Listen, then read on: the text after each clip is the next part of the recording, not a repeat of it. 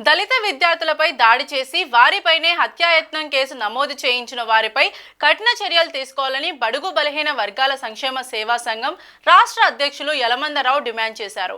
ఈ మేరకు ప్రజా సమస్యల పరిష్కార వేదిక కార్యక్రమంలో జిల్లా కలెక్టర్ను ఎస్పీని కలిసి ఫిర్యాదు చేసినట్లు యలమందరావు తెలిపారు.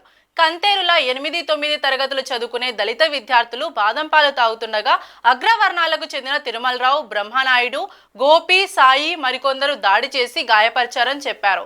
దాడిలో గాయపడిన విద్యార్థులు గుంటూరు ప్రభుత్వ ఆసుపత్రిలో వైద్య చికిత్సలు చేయించుకుంటున్న తరుణంలో వారిపై దాడి చేసిన వారు కులాన్ని, అధికారాన్ని అడ్డుపెట్టుకుని తాడికొండ పోలీస్ స్టేషన్లో విద్యార్థులతో పాటు మరో 9 మందిపై హత్యాయత్నం కేసు నమోదు చేయించారని వాపోయారు.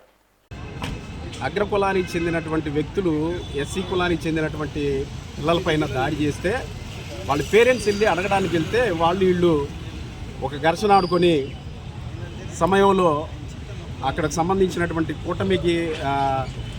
కూటమికి సంబంధించిన మాజీ సర్పంచ్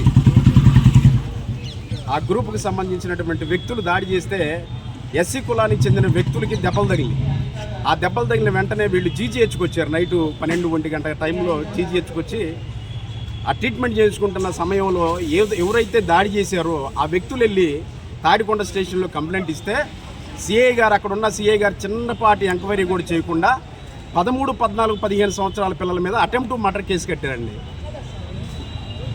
అటెంప్ట్ మర్డర్ కేసు కట్టారు.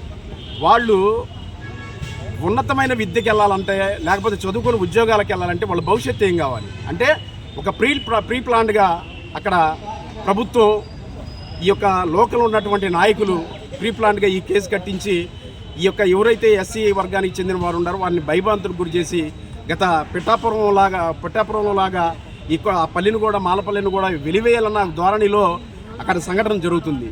దీన్ని మేము పూర్తిగా ఖండిస్తూ కలెక్టర్ గారికి ఒక మెమోరాండం వేయడానికి వచ్చాం. ఎందుకంటే అమ్మ దీని మీద ఒక ఎంక్వైరీ చేయండి, ఇది చిన్నపిల్లలు చదువుకునే పిల్లల మీద అటెంప్ట్ మర్డర్ కట్టారు, వారి మీద ఖచ్చితంగా ఎంక్వైరీ చేసి దోషులను కఠినంగా శిక్షించాలని ఒక మెమోరాండం వేయడానికి వచ్చామండి.